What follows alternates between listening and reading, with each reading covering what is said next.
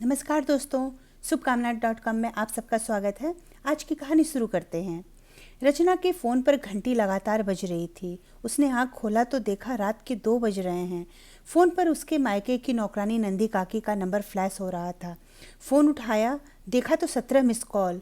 उसने घबराहट में तुरंत फ़ोन लगाया। फ़ोन नंदी काकी के बेटे सत्यम ने उठाया तो रचना ने कहा, सत्यम काकी फ़ोन कर रही थी, क्या हुआ? कोई बात है क्या? माँ पापा सब ठीक तो हैं? वो दीदी, दरअसल बात यह है कि आज आपके पापा को गांव का वो बदमाश लड़का बब्बू ने बहुत मारा है। उनका हाथ टूट गया, सिर पर गहरी चोट भी आई है। क्या क्या कह रहा है तू? लेकिन झगड़ा क्यों हुआ? दीदी, आपकी वो पुश्तैनी ज़मीन को लेकर झगड़ा किया उसने। बोला ये ज़मीन छोड़ दो या फिर मुझे बेच दो। आखिर तुम रख कर करोगे क्या इतनी ज़मीन का? कौन सा तुम्हारा कोई बेटा है जो ज़मीन और पैसा बचा कर रखना चाहते हो? तुम्हारे मरने के बाद वैसे भी ये तुम्हारे पर्दार ही लेंगे। जब बाबूजी ने मना किया तो उसने डंडे लात घूंसे से बहुत पिटाई की उनकी। किसी की हिम्मत नहीं हुई उन्हें बचाने की। साथ ही उसने धमकी दी कि अगर कोई शिकायत दर्ज कराई तो उसके पूरे खानदान का नामो निशान मिटा देगा। लेकिन ये सब कब हुआ? सुबह तो मेरी वीडियो कॉल पर बात हुई थी, सब ठीक था। दीदी, दोपहर की घटना है ये। बाबूजी ने तो आपको बताने से मना किया था, लेकिन माँ और मुझसे नहीं रहा गया।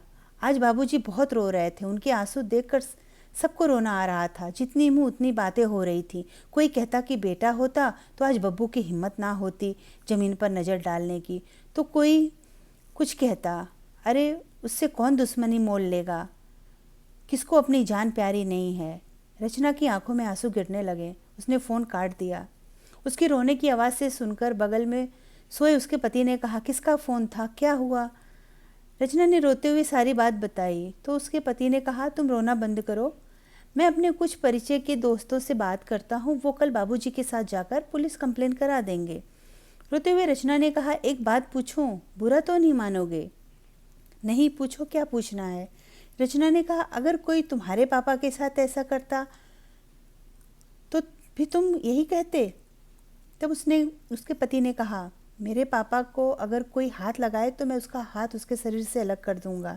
इतना ही नहीं, मुझे खुद को नहीं पता कि मैं उसकी क्या हालत करूंगा। रचना ने कहा, ठीक है, अब मुझे मेरे जवाब मिल गया है, अब मैं आज सुबह ही गांव जाऊंगी। उसके पति ने कहा, ठीक है, मैं भी साथ चलूँगा। रचना ने बोला, नहीं, मैं सब संभाल लूँगी, आप यहीं रुकिए। शाम 5 बजे तक रचना अपने गांव पहुंच गई। रचना ने बैग अपने घर पर रखा और अपने पापा को गले से लगाया तो उसने महसूस किया कि पापा तन की चोट से ज़्यादा अपमान की चोट का दुख आंखों के आंसू बनकर बहने लगा। उसने अपने पापा के आंसू पोंछते हुए मुस्कुरा कर बोली, आपकी बेटी आ गई है, बस अब आज के बाद आप कभी नहीं रोएंगे, ना ही किसी की हिम्मत होगी आपकी तरफ आंख उठा के देखने की। रचना के पापा ने कहा, बेटी तू कहाँ जा रही है, रुक जा। बेटा, मैं दामाद जी को क्या जवाब दूंगा? रचना ने जाते हुए कहा, आपको किसी को कोई जवाब नहीं देना होगा, आप बस मेरा इंतज़ार कीजिए।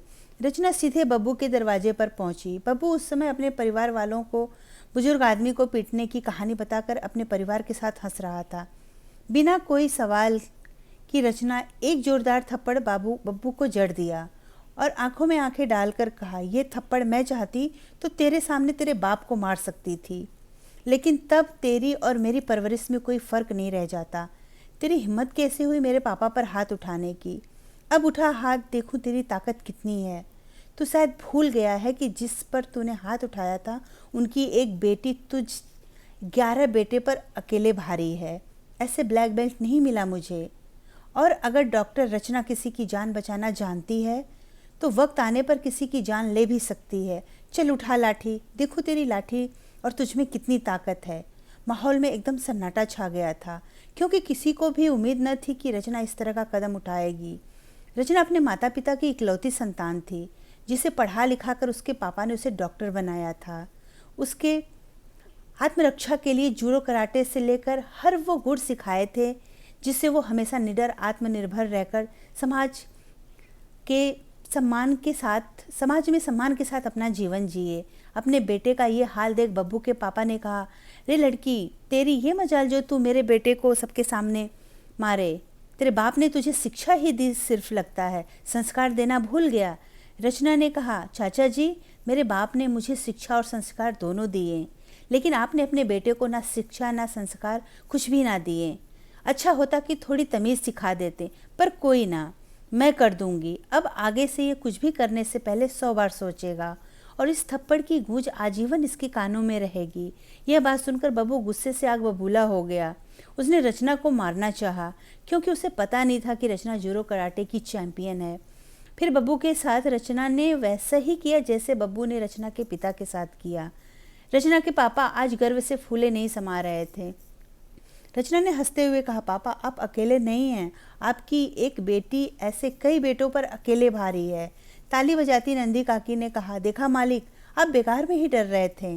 मैं ना कहती थी कि अपनी रचना बहुत बहादुर है, जो अपने पिता के मान सम्मान के लिए कुछ भी करेगी। धन्यवाद दोस्तों, मेरी कहानी अच्छी लगी तो प्लीज़ सब्सक्राइब करना ना भूलें।